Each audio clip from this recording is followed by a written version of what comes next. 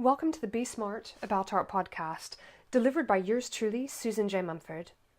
This episode not only reminds you to keep your priorities straight, it also provides several solutions for supporting charitable causes on your own terms. Enjoy. How many times have professionals in the art world heard this one? Would you give me that? Would you donate this? Oh, it's for charity. Well, it gets very old, very fast. Artists and dealers alike are frequently asked to donate pieces and or time for all sorts of really fantastic causes. To be clear, I'm not saying that it's a bad thing to help support charitable events. What I'm saying is that it's imperative that you don't imperil yourself whilst doing it.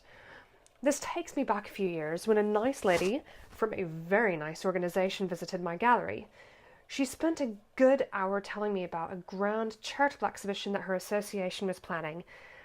The catch was that no one associated with the event planning had ever staged an art show, and they would dearly love my help. Goodness me, they had no clue what they were doing when it came to planning an exhibition, and so much work was needed to pull off their many ideas. At the end of the meeting, I concurred that it was an exciting proposition and that I would work out how much time it would require and would accordingly email her a quotation. Her response? Well, she looked at me, appearing to be a bit stunned, and said, "But it's for charity." Well, I stuck to my word and sent a follow-up email. The estimated time for the project management of the exhibition was 16 hours per week. That's bearing in mind I was running a full-time gallery. For the 6 weeks leading up to the show. That was far too much to give for free, for sure, and my quote reflected this. Well, unsurprisingly, they didn't proceed. Do you think me terrible that I didn't offer my services free of charge? Well, don't. In circumstances like this, it's important that you remember to help yourself before you help others. Think about airplane emergency instructions. Put the mask on yourself prior to placing it on a child or someone else who's unable. Otherwise, you'll both be in trouble. Many artists, dealers, and others for that matter, come to me frustrated that they are asked to give away so much work and so much time. What's the solution then? Don't do it unless it represents your values, you're confident in the proposition, and getting involved won't be to your own detriment. Well, I'm going to let you in on a little secret of many superstar artists who frequently, quote-unquote, give to charity. They don't actually give, for they're commissioned. That's right, commissioned, not give. Those big hitters get paid, and often as part of the deal they agree to be in attendance at the event to help fetch more for the pieces. Wondering about how the charity benefits? Well, they receive the profit. Early stage and emerging artists may not be commissioned as such, however there's still a solution.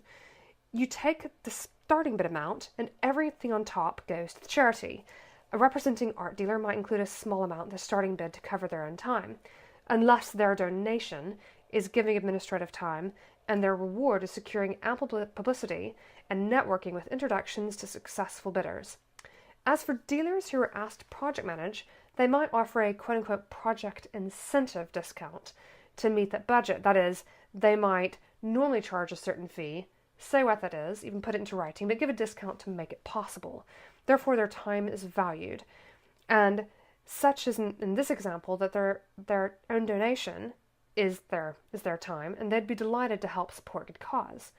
Any professionally run charity event will draw up a budget in any way. It isn't rocket science to work out how to find funds to cover that. That is that project management concept. And if you are going to give time or art away, I suggest that you specify a budget per year and stick to it. You'll feel excellent and make the most when you do decide to support a worthy cause that you'd love to associate with your own brand. So someone approaches you, you can say, well, let me see if that will fit within my annual budget allocation. And you can come back to them and you can say, actually, yes, I have an annual allocation of, say, several thousand, and this will take up maybe 500 of that, something like that. Get this right, and you're set to keep your priorities straight while supporting good causes that make financial sense for maintaining your livelihood when suitable opportunities arrive, and everyone wins.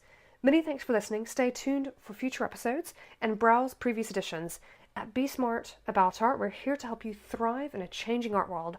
Art is your life. Make it your living.